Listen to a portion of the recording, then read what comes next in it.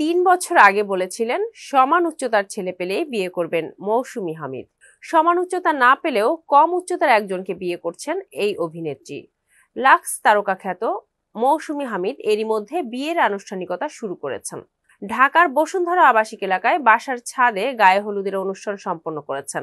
বুধবার তাদের এই গায়ে হলুদের অনুষ্ঠানে দুই পরিবারের ঘনিষ্ঠজনেরা উপস্থিত ছিলেন।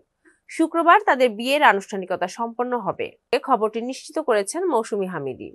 বৃহস্পতিবার সকালে কথা হলে মৌসুমী হামিদ জানান, তার হবু বর আবু সাইদ রানা লেখালেখি ও নির্মাণের সঙ্গে জড়িত রয়েছেন।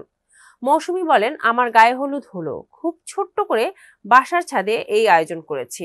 রানার সঙ্গে আমার 2 বছরের পরিচয়। এরপর আমরা বিয়ের সিদ্ধান্ত নেই।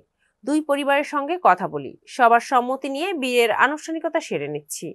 আবু সাইদ রানার লেখা গল্পে অভিনয় করেছেন মৌসুমী হামিদ। এর মধ্যে রূপকথা নয় ও গুটি উল্লেখযোগ্য। লাক্স সুপারস্টার প্রতিযোগিতার মাধ্যমে সাতক্ষীরার মেয়ে মৌসুমী হামিদ বিনোদন অঙ্গনে পা রাখেন। এরপর অভিনয় করেছেন নাটক ও চলচ্চিত্রে। তার ক্যারিয়ারের বয়স এক যুগেরও বেশি। সর্বশেষ গত বছরের 18 আগস্ট মুক্তি পায় মৌসুমী হামিদ অভিনীত সিনেমা 1971 সেই সব দিন।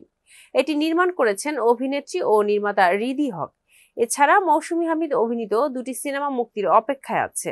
সিনেমা দুটি হচ্ছে সোহেল রানা বয়াতি পরিচালিত নয়া মানুষ ও হাবিবুল ইসলাম হাবিব পরিচালিত যাপিত জীবন।